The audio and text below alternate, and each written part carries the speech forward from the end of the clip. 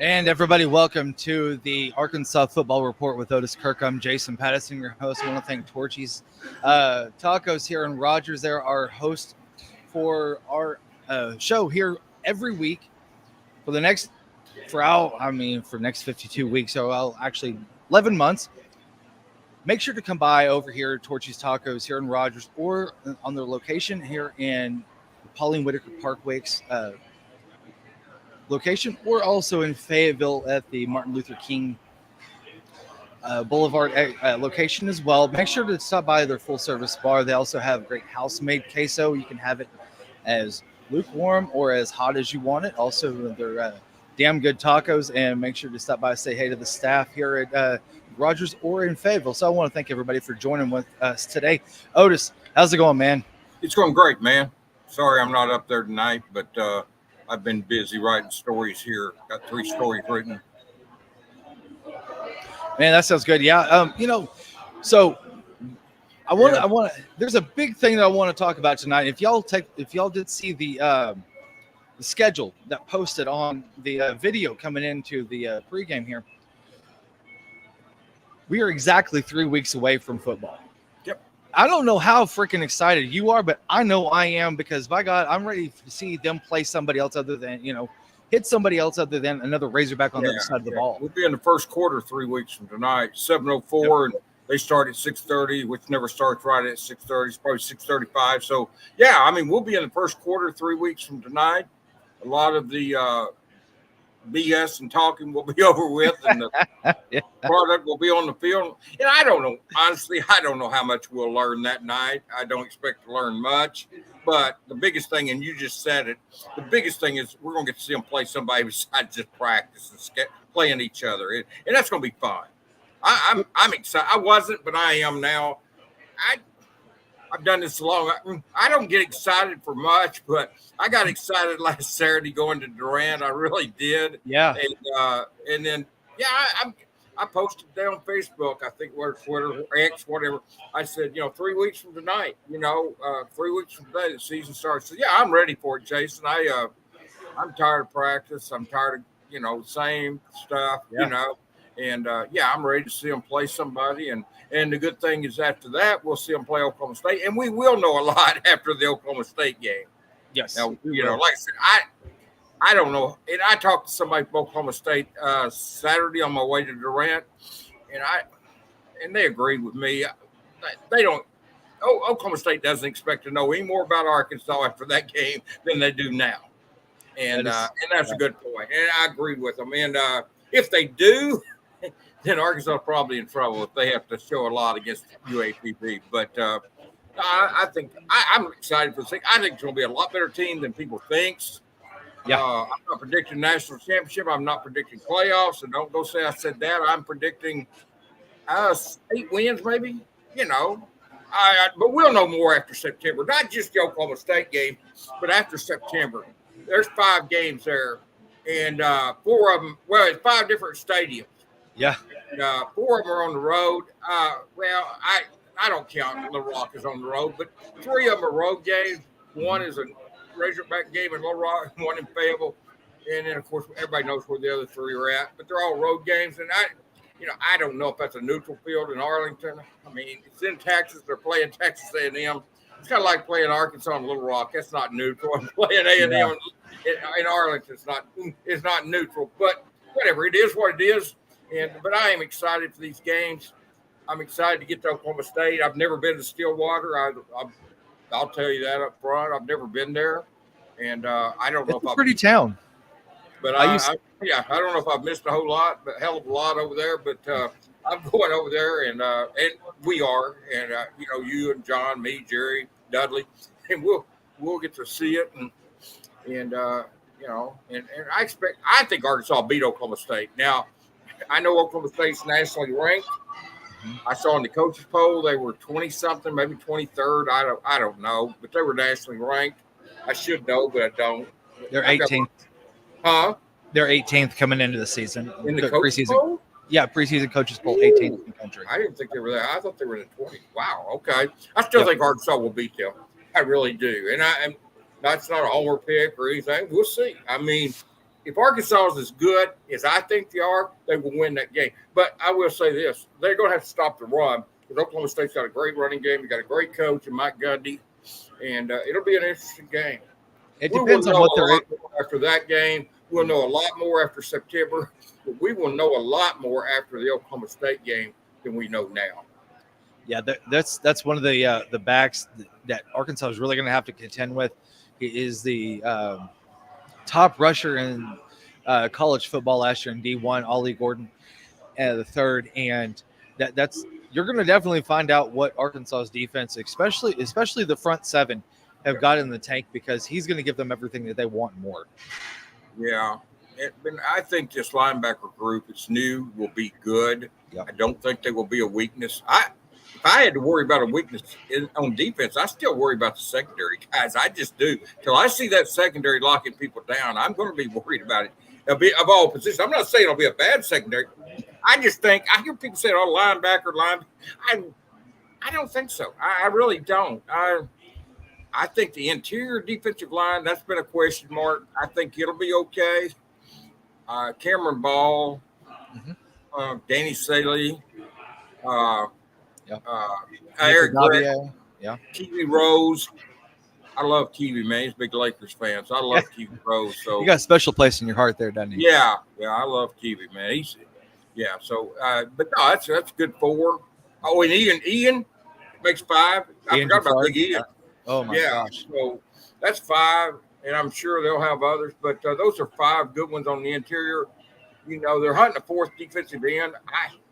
I think Anton will take over that. Quincy Rhodes, Nico, and of course Landon Jackson. You may have heard of him. Yeah. So I think that I think the defensive line is going to be fine. I really do.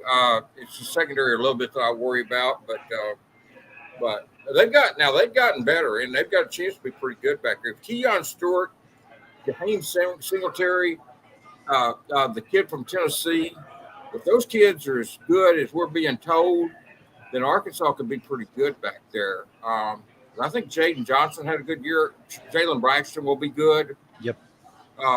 So if those players, Switzer's, mixing around on both spots, a hog and linebacker, also maybe some safety with Anthony. Same way with Larry Worth, the third, I think, or second, whatever you third, I think. But whatever, those kids.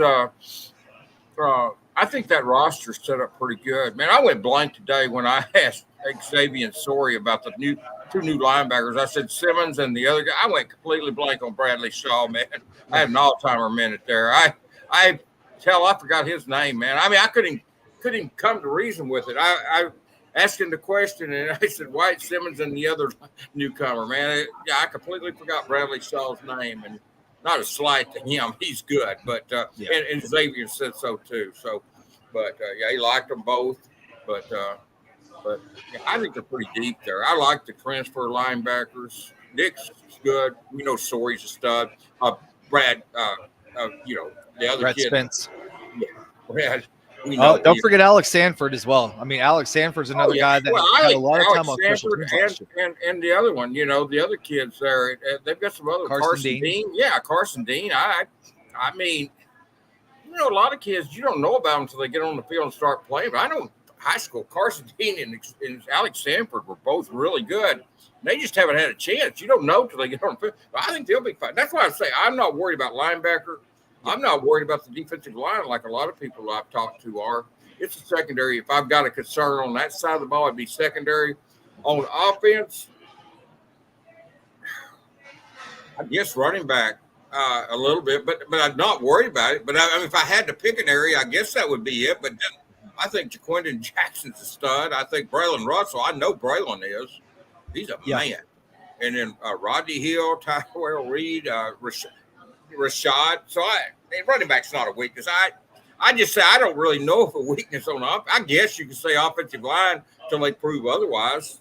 I guess that'd be the area till otherwise. But I think those three transfers plus getting Kudas back inside where he belongs, and then Braun, and then you got Ty Keast, you got the center from junior college last year, and and Amarian Harris. So I like what they've got on the offensive. I like about eight or nine of those kids.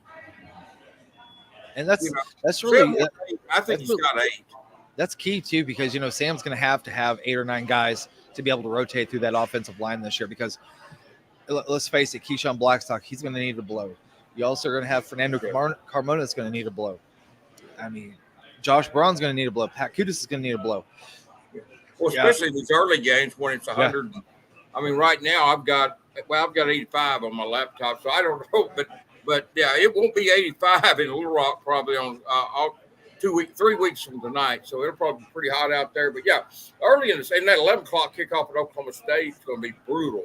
So yeah, it's they need a blow, and that's why you've got to have some depth, particularly in September, in these early games, and they've got some, So I want to thank everybody for jumping on with us tonight here at the Arkansas Football Report with Otis Kirk.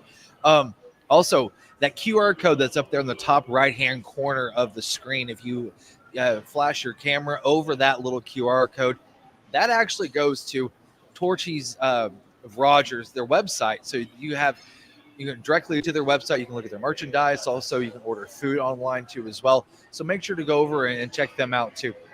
So, Otis, a lot of people ordering online when I was up there the other night. We were up there, and I saw a lot of people coming in picking up their to-go orders, so carry-out orders. Yeah, a bunch of them. Yeah, they were stacked over there, and also the line was stacked too. So there's a concert tonight, and so they've got a little uptick in business tonight too as well.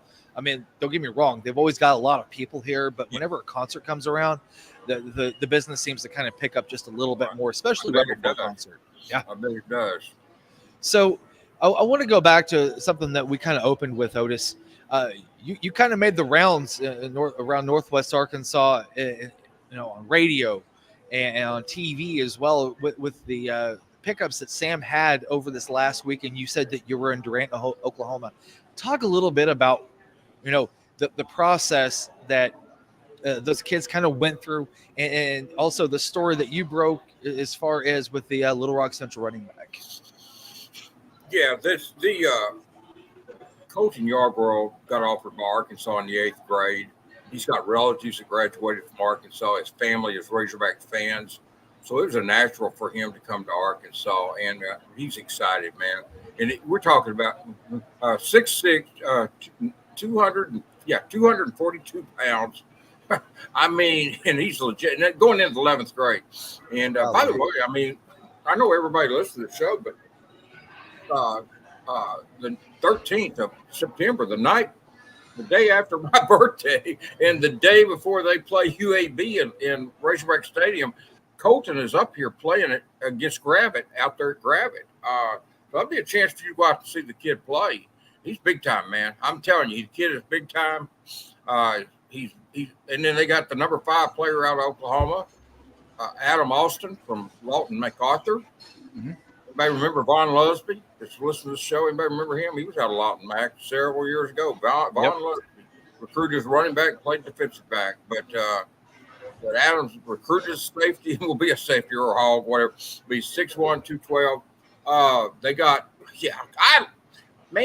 Kim Settles over there. I like him better than the Batten kid that's committed from Atlanta, Texas. And I like him better than the kid from Parkview that went to Kansas State. I love Settles. I really do.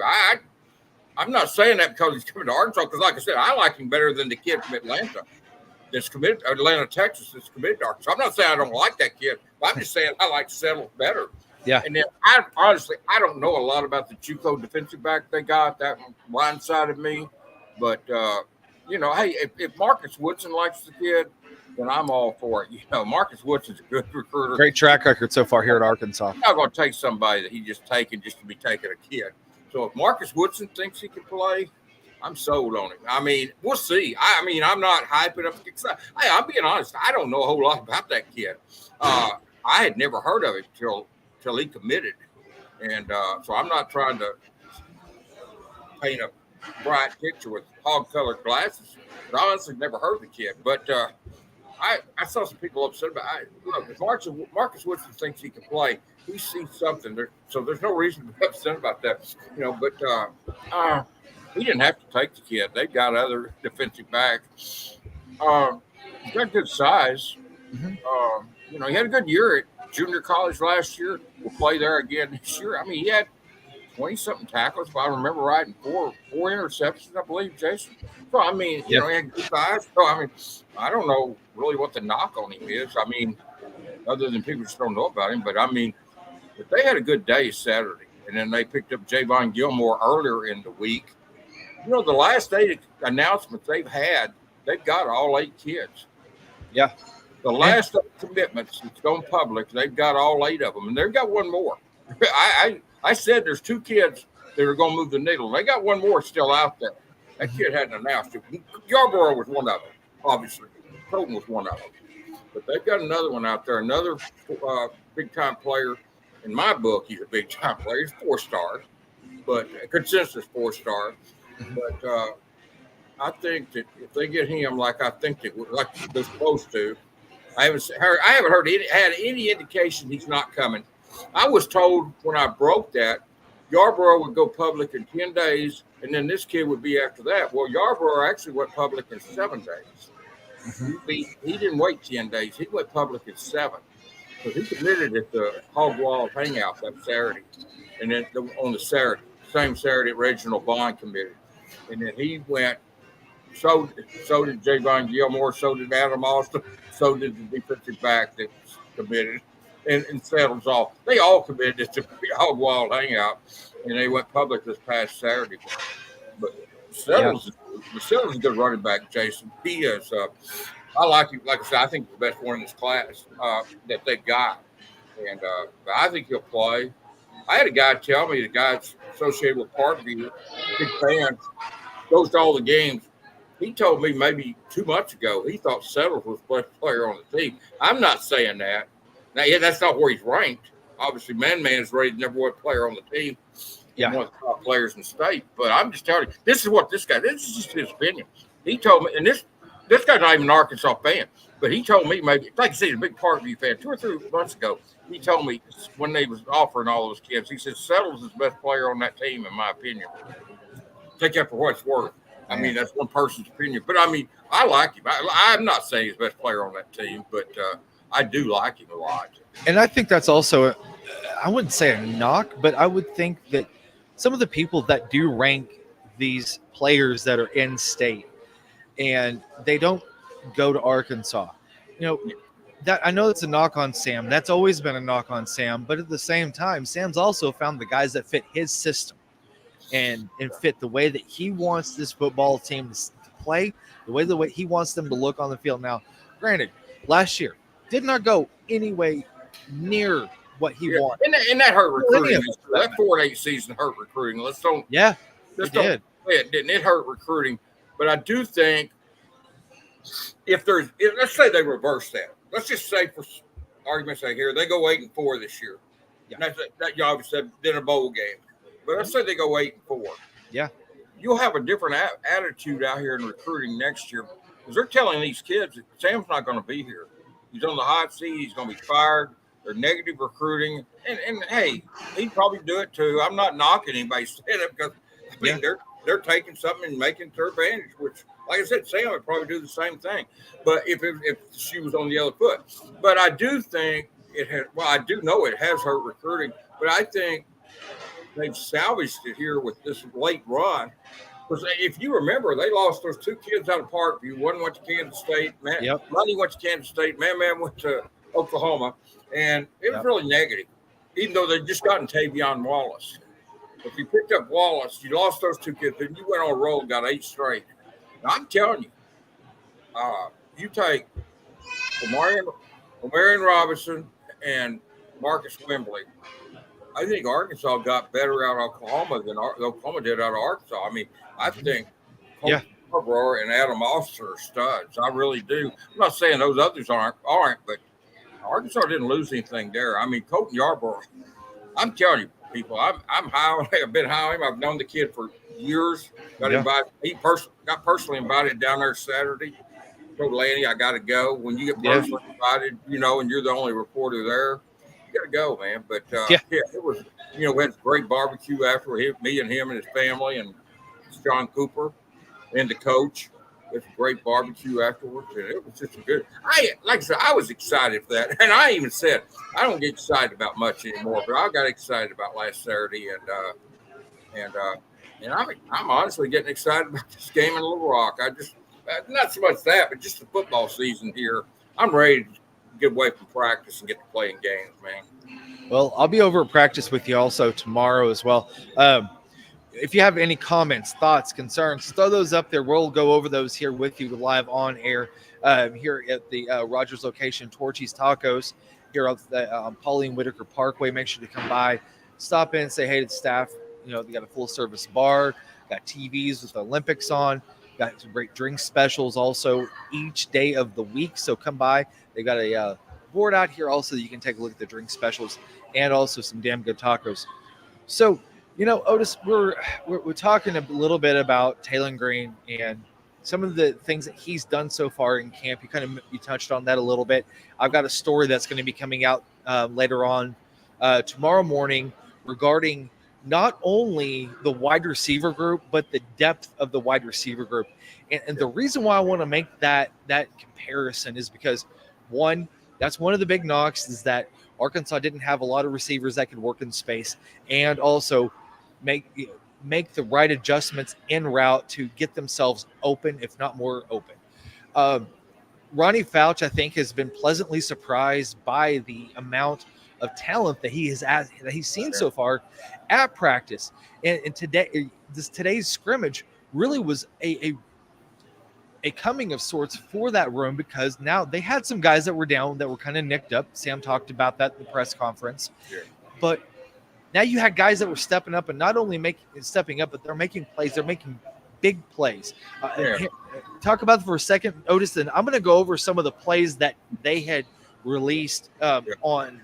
Yeah, Isaiah Satana and Davion Dozier had big days, man. And Monte Harrison's coming on, too. Yes. I thought those three, we didn't see the scrimmage, but I thought those were the three that really stood out to me. So you got Isaiah Satana. He had a 45-yard pitch and catch from Taylor Green for a touchdown. I'm sorry, no, it was not for a touchdown. It was just for a game. Davion Dozier. Scrimmage, actually. And Davion Dozier had two touchdowns, one from 35 and one from 12. I love to see that. That was great. Also, like you said, with Monte Harrison, there was a busted coverage, and he was able to. It was a scoop, or it wasn't a scoop and score. It was a pitch and catch for 55 yards for a touchdown. The one thing that I'm seeing on here with these stats, on top of what Sam was mentioning at the press conference today, offense started fast, and then the defense caught up. You also had guys that were out there making plays that were not ones, that were twos and threes. And you're starting to see a little bit of depth maybe at that position because he had ones, twos, and threes working today. You know, I know that Sam talked about having to finish, but if the defense does their part like they were coming on in the back half of the scrimmage, I don't think you're going to see another BYU. Yeah, no, I mean, this deal here, they'll finish with Bobby Petrino. I promise you they will. And I've got a story up where Sam and Taylor Green both praised Bobby. And then, you know, I've got a story up from the scrimmage, and then I've got a story up, too, since I talked to you. I couldn't make it up. Then about Deke Adams and what's caused this hot streak lately and how he may not be finished. So, yeah, check that out. And Jason will have a story in the morning. Jerry's got one coming. I'll have stories every day. I have them every day. So, you know, they're coming. I think tomorrow we get Kobe Smith and the running backs, if I'm not mistaken. Yes, that is correct. We'll be at practice, which starts at 9 o'clock in the morning. They moved up the press conference to 11. I like that. I did too. Hey, anytime you can wrap up a day a little bit earlier and you get the evening to yourself. Too with D. Yeah, it gets you out of there earlier. And I've got 12 newspapers that wait on my story. And the earlier I can get to them, because, you know, they're not the Democrat Gazette. They're, you know, smaller papers. And well, I mean, Jonesboro, Russellville, Conway, you know, and places like that they like, Saline County, they like to get the story as early as possible. So, yeah, I get to them pretty quick. and they can maybe get it in their weekend edition or something. I also make sure to go over to the Hogville YouTube account. We want you to take a look at all the shorts that I've been providing for everybody, getting shots at practice. Got some great reception so far. We've got a lot of views on all of those shorts that I've been posting. Also, this is where you can find our show and any other show here on hogville.net as well. So make sure to go over and like and subscribe to the hogville.net YouTube account, so that way anytime we go live, Dudley goes live, which, by the way, Dudley and I will be live at 11:30 on Sunday, and I'll get that put out a little bit later with the Arkansas Diamond Report. A lot of stuff with Dave Van Horn. We got a lot of stuff to cover on that. So make sure to jump over there. Also, whenever anything with John Calipari, also with Kevin McPherson, he's got his show that he does on the morning daily. Seems like here late. It's the last few months. And he's been providing more and more coverage, so that way you guys can jump in and sink your teeth into basketball as well. Because, hey, Otis, just remember, we got football, but basketball is going to start up in October with the red-white game, and it's going to be a lot of fun. Yeah, it's a big-time sport. I mean, Calipari's got people really excited. Good Lord. Energized. His recruiting is off the charts, and John's going to do a great job here. Crowdy's here. Surprised a little bit, but all the stars aligned this time. They've tried to hire him before. He went into that, but they've tried to hire him before. This time the stars aligned. I think he was tired of Kentucky. They were tired of him, and you have time to move on. And this is a perfect opportunity, perfect situation, the right time. But I know this: Arkansas's never had a recruiter, probably in any sport, as good as Calipari. That guy's a machine, man. I mean, he sat with me. Bobby comes close, though. Bobby comes close. He sat with me at the Rumble on the Ridge about I think it was 2008, maybe 2000. He was still at Memphis. I think it was his last year, and he wasn't sitting with me because of me. He came in. He and a woman and a man came in on Thanksgiving night. And they were there to see, if I remember right, Greg Monroe. Now, we're talking 15, 16, 17 years ago. I think it was Greg Monroe. It was a basketball tournament in Forest City, Arkansas. And they walked in, and people were sitting by me. Had just left. So John asked me, says, anybody sitting here? And I said, no, man. So the three of them sat there, and, he's a nice guy. He talked to me, and, he was still the coach at Memphis at that time. And but I'm pretty sure it was Greg Monroe. He was there to see a star prospect. I'm almost certain it was Greg Monroe, if my memory serves me right. But he was nice, and he wouldn't remember that, I'm sure. But hey, I got a chance to kind of get to know him there, and I never figured he'd be at Arkansas, but it's good that he is. I always had to pinch myself a little bit too, because I mean, if you look at, I want to cartwheel this a little bit into the Dream Team for a minute, kind of get off the football subject for just a moment, because the Dream Team had a comeback win today against Serbia, 95-91, behind Steph Curry, being Steph Curry, doing Steph Curry things. That was the best game he's had. He hasn't played that. That was the best game. Embiid played his best game. LeBron had his normal great game. Triple-double, man. 16 points, 12 rebounds, and 10 assists. Triple-double. And if you look at it, John Calipari has got three guys on that Olympic team that played for him at Kentucky as well. And that's one of the things that you kind of look at and go, if he can do that with Kentucky, he has the resources here at Arkansas. Hey, why not? I mean, we're shooting for the stars, by God, why not? Yeah. You got Devin Booker and Anthony Davis. Who's the third one? I'm not doubting you. I just can't. No. Yeah, I was trying to go over. I'll have to get that up here in just a second. And also, anybody that's out there right now, if you can think of it, throw that up in the chat, and I'll bring that up too as well. But I know Devin Booker, Anthony Davis, and I'm trying to think of the third one. But I mean, he had a lot of talent at Kentucky, and that's what I said. One bonus about hiring John here. I know I'll get to see some future Lakers play for the Hogs here. So that's a plus. Yeah, it is. I'm looking that up here too as well. Let's see. Sorry, I didn't mean to put you on the spot. No. You're good. You're good. The third. I know Devin and, of course, AD came to my mind real fast. Yep, and also for the Canadian team, you also have Shea Gilgeous-Alexander. Oh, yeah. He played for him. You've also got Murray from the Nuggets. He's also on team. He's on team as well. Hold on, I'm getting this. Canada, I believe he's on. Bam Adebayo. That's the third one. Bam Adebayo. So yeah, he's got 3 guys on that team that play there. So I mean, I know that Kentucky and some of their fans were throwing a lot of cold water whenever Arkansas hired John Calipari. But the reason why, honestly, is because, let's face it, they have nothing to lose other than to throw cold water on this hire, because essentially we got their guy. We gave him more money.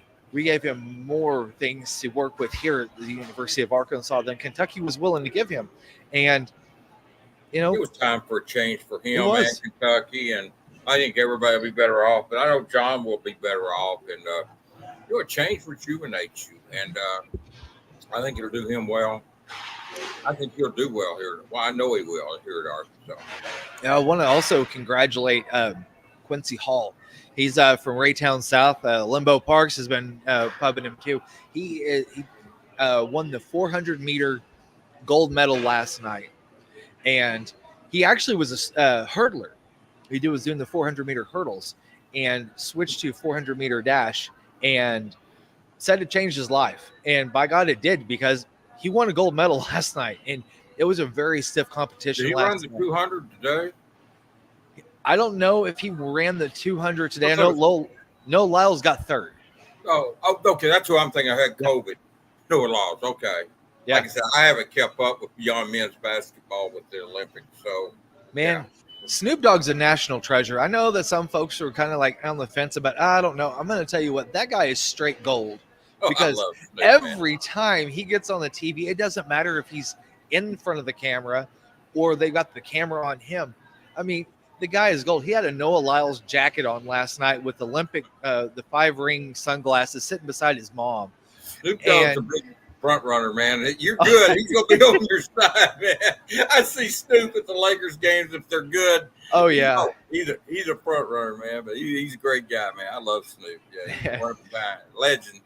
My favorite clip so far of the Olympics is with him and Kevin Hart when they were watching dressage, and this the horse starts walking sideways, and the first thing that Snoop says is, "Man, that guy's crip walking straight out of the bag. I got to get that horse in my video." Yeah, I guess he was serving at one of the restaurants here at one time.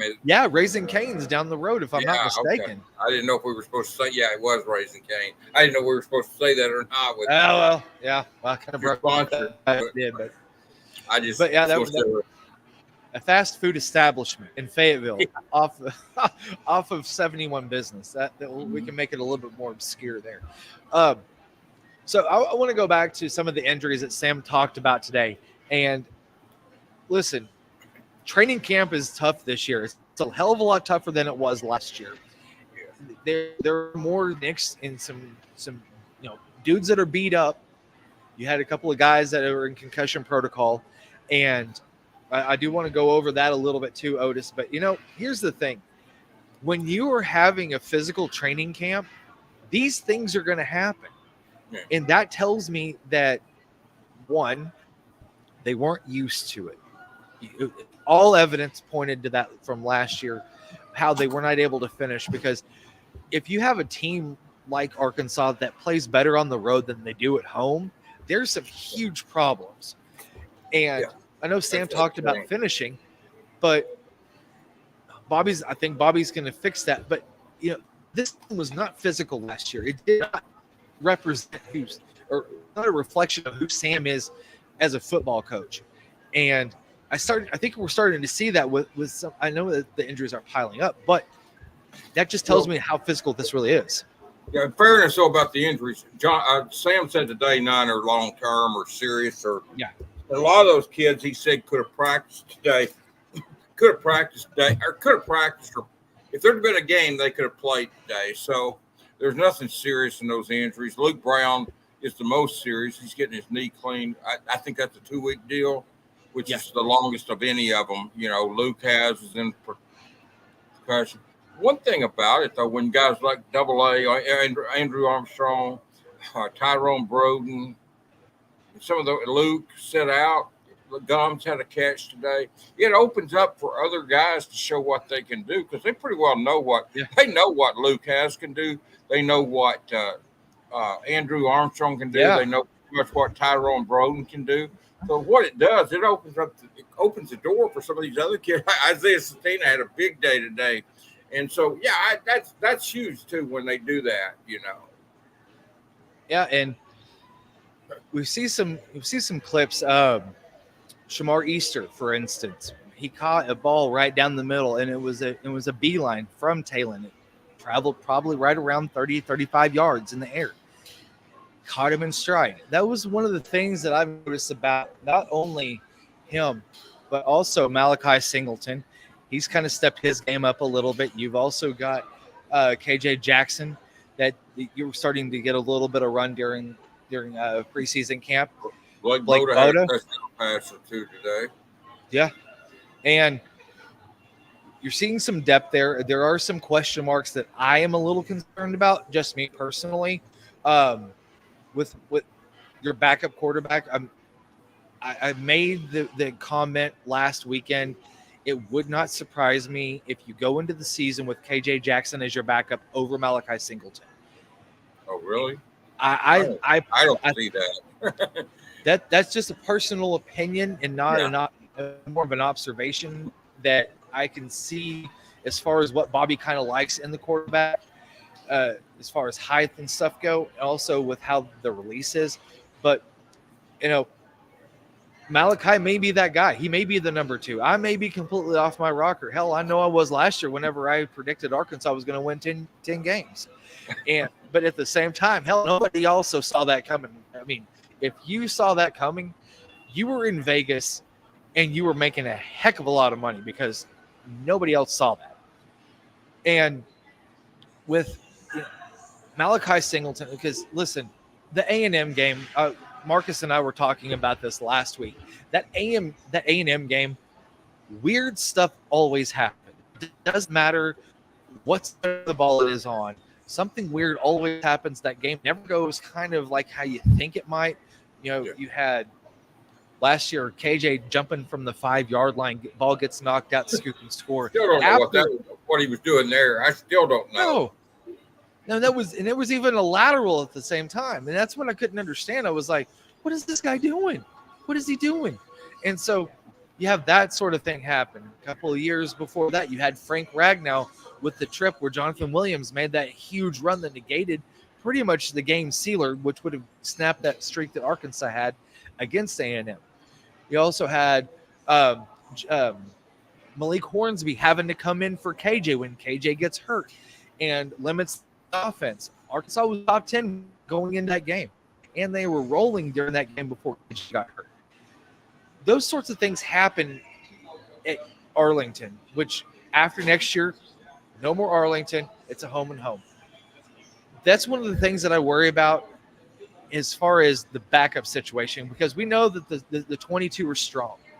It's the 44 that we're looking at that we have to kind of scratch our head and say, okay, Sam, what have you got? Yeah, I mean, you're always worried about depth, but I think that's where having those guys sit out scrimmage today, I think helps with more about the depth situation because those guys are getting out there playing, and you're getting to see what they can do or can't do. And I think there's some kids stepping up because of that. Yeah, and I really hope they give Isaiah Satain a lot more action than he got last year. I don't understand that. I really don't. I thought he should have gotten a lot more run last year than he got. He just didn't get near as much as I thought he deserved. And I hope they correct that this year. If they don't do anything else, if they do that, that will help the team, I promise. I like to say this sometimes, and I'm going to say this on air too. I think Bobby Petrino is going to be able to crack the code for Isaiah Sategna because I know that you kind of worry about his hands a little bit. I get that. But at the same time, he's a guy that's a speedster. And if there's any question of his hands, Bobby's not going to put him in. Bobby's not going to. He's going to get somebody else out there that can catch the ball. But you see the run that Isaiah is getting in practice, which is so much more than what he was getting last year during practice or even during the games, which tells me that he's starting to, one, gain the trust of Bobby Petrino in that system. Two, he's running the routes correctly to get himself open, not at the 5 to 10 yard level, but the 15 to 25 yard level where Bobby Petrino makes his money and has made his living getting guys not only to the league, but also being successful at the school he's at. So you couple that with Taylon Green feeling more comfortable with Isaiah and his speed, because let's face it, I know that Taylon's got an arm, but Isaiah's got some speed, and I'm telling you, man, real speed. He's got legit track speed, and I think that there's a guy that on that team, like I said, crack the code where you got a guy that can blow the top off that defense, and Bobby is going to exploit that. Rodney Fouch seems to emphasize speed a little bit more maybe than Kenny did. I don't know if that's fair, but it just seems like, I know he does in recruiting. Speed for Ronnie Fouch, and that's where I think he likes Satana, because all of Ronnie's receivers haven't been necessarily big guys like they were getting with Kenny, but they've all been fast, super fast. Yeah. And that I think helps get Isaiah on the field, because I think Ronnie has more emphasis on speed than maybe Kenny Guyton did. I don't know, but it may sacrifice a little size for that speed. But I think you've got to have some speed out there. I think they've got a good combination. You've got big guys like Isaac. You've got Andrew. You've got Tyrone. Yeah. And they've got and Monte Harrison. But you've also got. And I'm not saying they can't run fast. They can. But I mean, then you got some smaller speedsters. So like Isaiah and others. So Jordan Anthony. Yeah, I like what they're doing there. I like what they're doing at receiver. I like the combination of size and speed they've got. I mean, they've got Monty Harrison's got the size and the speed. We know that. Yeah. Armstrong's not slow at all. Isaac can run. So I don't know exactly how fast Broden is, but I do know the other guy. But Broden's fast, but I just don't know if he's as fast as those other guys. But I like. But Jordan Anthony, Isaiah Satana, and a couple others have track speed. And, that's one of the things I'm going to try. I'm going to try to just everybody kind of bear with me for just a second. But I was at Chiefs training camp last week. And one of the things that I noticed that Carson Wentz had said in his press conference was he's never been around this type of speed before. He understands that, speed kills. SEC is known for elite speed at the edges, on corner and at wide receiver. That's what Arkansas is trying to get to. Now, you like you said, you got some bigger wide receivers, but look at Bobby's history for just a second. He's had small wide receivers when he was here at Arkansas with Jarius Wright and Joe Adams. Burners that can. Herndon wasn't big, really. No, Percy Hart. Yeah, he wasn't big as well. Harry, I think Harry Douglas might have played for Bobby at Louisville. I'm not 100% sure, but whenever Bobby was at Louisville, he had smaller wide receivers as well. Hell, whenever Missouri State came in here and just about rung Arkansas's bell, he had small wide receivers too that were eating up the middle of the field. That's what I think Arkansas is going to see, their fans are going to see this year, is this offense taking advantage of that 15 to 25 yard range with these burners on the insides. And the guy that saved Arkansas's buck that night, Bryce Stevens, is still on the team. His hands are not what you really want at receiver, but man, can he run? And Bryce saved Arkansas' rear that night again with that punt return against Missouri State. They don't win that game without that return by Bryce Stevens. No, and that honestly was the tie turn. When you talk about speed, he's got speed. There might be a situation where you run reverse with him or something. Nope. And I'm sure Bobby remembers that well, that punt return. There may be situations where you get Bryce in there on a return, on reverse or something, and Give him a chance to make a play because he's got speed. He's got legit speed. Now he's behind a lot of those guys at receiver, but I'm just talking about maybe a special play for him. Yeah. I'd like to see him get a little bit against UAPB and just see what he could do with the ball on a reverse or something against a team like UAPB. What we're going to see in the first 3 games of the season are going to be completely different each game. And the reason why is because these 3 games are going to be setting up the rest of the season. You're going to get a different look because it's UAPB. You're going to get a different look. That's what's going to happen. They have Oklahoma State. I think that what you see with Oklahoma State might be indicative of what you might see against the Big 4 that I talked about last week with Auburn, A&M, Tennessee, and then by weekend LSU. That right there, I feel personally is the most pivotal part of this entire season is that quarter stretch right there, because if they don't, or sorry, not quarter, but third stretch is they don't provide, if they don't do what they're supposed to do in those games, which I feel they need to go 2-2. If they don't go 2-2, this thing's moot point at this. And I don't know if you're going to start to see, maybe a little bit of letting go with the rope towards the end of the season. But that right there is a 4-game stretch that is so pivotal, because I know that Sam talks about fast starts at the first of the season and being top 10 in September, this, that, and the other. But you make your bones in October, and then you get your bowl games in November. That's where Arkansas has got to make their money, and that's where I think it's the most critical spot.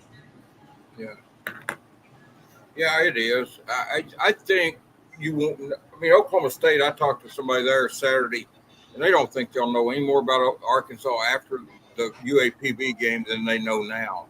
Yep. But we will know about Arkansas after the Oklahoma State game.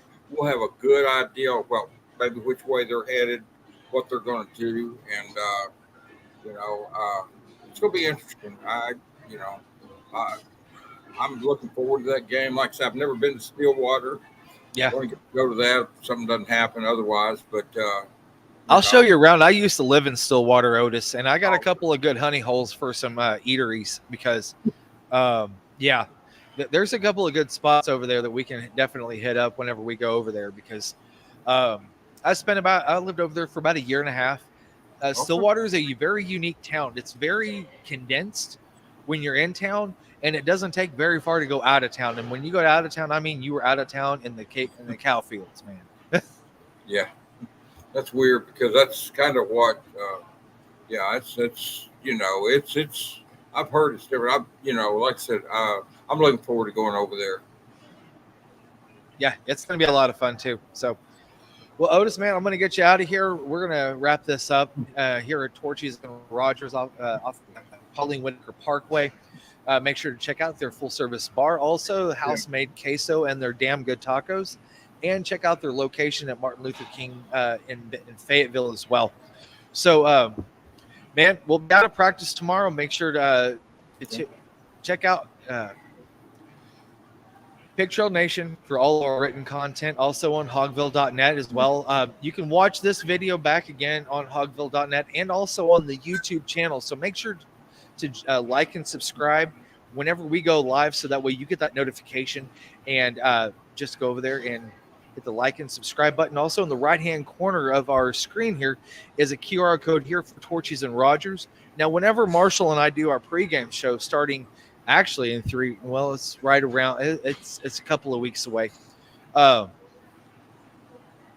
be doing a live show over there, so you can get the QR code for the Fayetteville location as well. So we'll get you all hooked up with all Torchys merch. We'll do some giveaways that we're kind of getting worked out in the background too as well with Marcus and Jonathan. So we've got a lot of good stuff coming here with Hogville and Torchys. So, man, Otis, I want to thank you for jumping on with me tonight. And appreciate you, man. Yep, we'll see you at practice tomorrow, and go Hogs. Yeah. See you, man. Thank you. Talk to you tomorrow.